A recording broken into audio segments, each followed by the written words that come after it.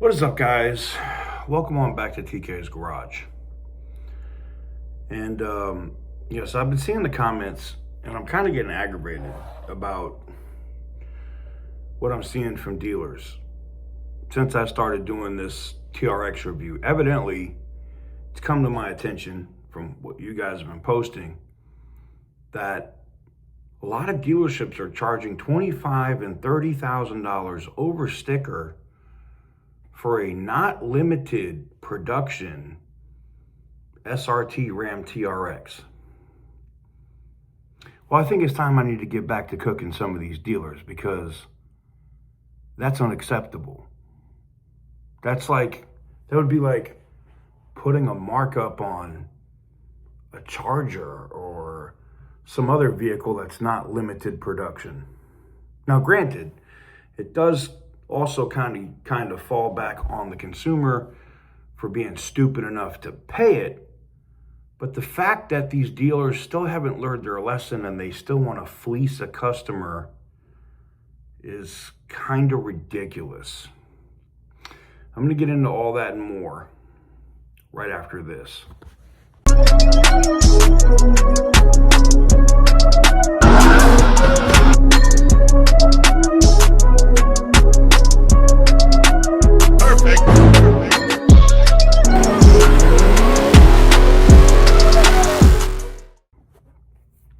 Guys, before I get into today's video, it is the last day of the combo entries. We launched that 48-hour promo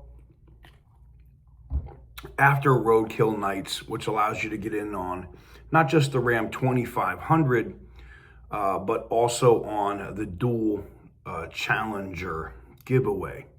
So if you want to get in on both of those at 250,000 X entries, it's you get basically at 250,000 entries for every dollar spent over on our tool site.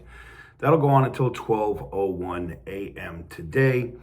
Again, no purchase is necessary. It is void where prohibited. You can shoot an email. The information is in the description if you want to get a copy of the full rules. You can send in mail too to pick up some free entries. But if you want to get in on it at a maxed out rate, and the 1000X multiplier is up if you pick up any of the black ice air fresheners while supplies last. I think they restocked at 20. I don't know how many are left at the time of me recording this video, but they are up, and that will close out at 12:01 a.m. this evening, basically going into the next day. So if you want to get in on it, now's the time to do it. Link in the description down below, tk'sgarage.bigcartel.com. Again, link in the description down below. All right, let's talk about these dealers. It's been a while since I've really gone after a dealership hard. I mean, you have the groups that just do bad business, in my opinion, and their Google reviews don't lie. And I'm talking about dealerships like Bowers, in Louisiana and other areas that they're in, the David Stanleys of the world in Oklahoma.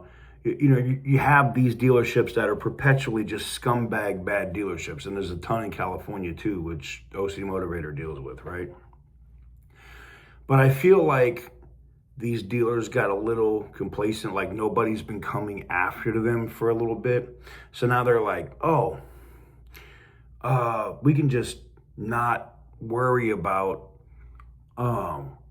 YouTubers coming. Damn, my ear's killing me. YouTubers coming after us anymore. Wrong. In fact, if you see a dealer, this is what I want to know right now. I don't care where they're located. If you see a dealer selling a Ram TRX and they have an adjusted markup or whatever, any of that bullshit listed somewhere online, I want to know about it. I do. I really want to know about it. You go to the about section here, go and get my email and send it in, and somebody from my team will send it over to me. Reason being is, I think the only thing that these dealerships are going to learn is, and here's what, hey, if you're a dealer and you want to charge $25,000 over sticker to sell the truck, have at it. I can legally just go through and read your reviews, which are posted on Google and Yelp and other places, and let people know what kind of business you do. That's all I'm going to do, is I will eviscerate you online if you're going to start screwing consumers, and get to the point where when people Google your dealership, my videos come up first. That's bad for business, in case you didn't know. It's not worth the $25,000 markup.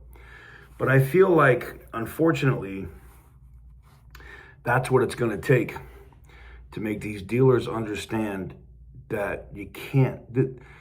And it's not even a thing of, you're going to say, well, TK, aren't you invested? Yes, I'm invested into Stellantis too. This makes the company look bad. When dealers do shit like this ends up being blowback on the company too, right? When dealers start bending customers over and they're immediately $30,000 and $40,000 underwater because some dealer did some bullshit, and that's just the adjusted markup. Never mind the $800 lug nuts. Never mind the fucking bullshit ceramic coating that they never do, that they put $3,500 on the price of the car for, and all the other bullshit that dealers like to play. The FTC's been really clear, so a lot of them now, they can't hide this adjusted markup. They have to put it on their website. I also want to know, if you find a dealer that does have these markups and they're not reporting it on their website, I want to know about it, because I'm going straight to the FTC with it after I cook them on the internet.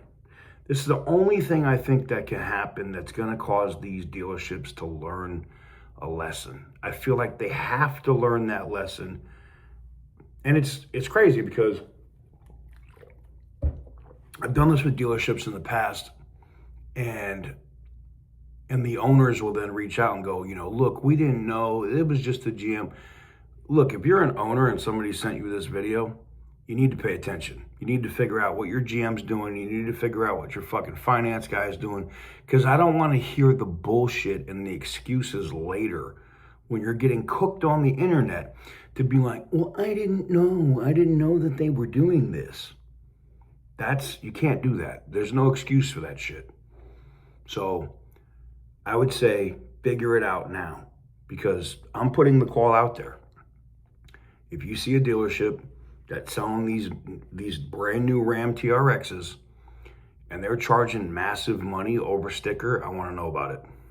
I want to know about it so I can look in depth, and either myself or maybe OC Motivator will do a video on them too, or maybe Butter. But I'm going to get back to dedicating some of my time to cooking these idiots that are doing this and screwing over consumers, because it also makes us as Mopar fans and the people that support the brand, it makes the brand look bad too. I'm tired of that shit. Let me know what you guys think in the comment section down below. Give the video a big thumbs up if you like what I do. Hit the subscribe button if you haven't already.